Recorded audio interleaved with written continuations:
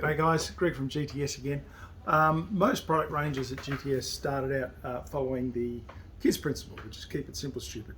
And what I mean is we started out with mechanical products. So your standard pressure gauge, the guts looks like that.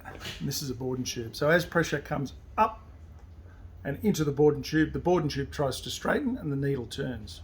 So that's how we got into pressure gauges and expanded into pressure switches and pressure transmitters or sensors or transducers, whatever your terminology might be.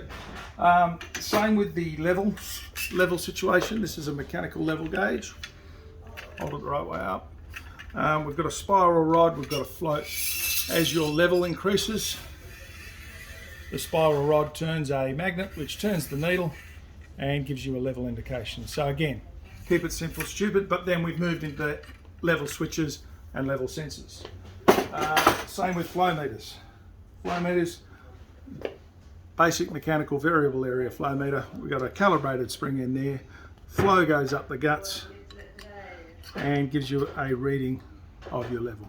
Very, very simple, but like everything else, we've expanded into sensors and switches. So whatever you need for flow, temperature, pressure, and level, give us a call.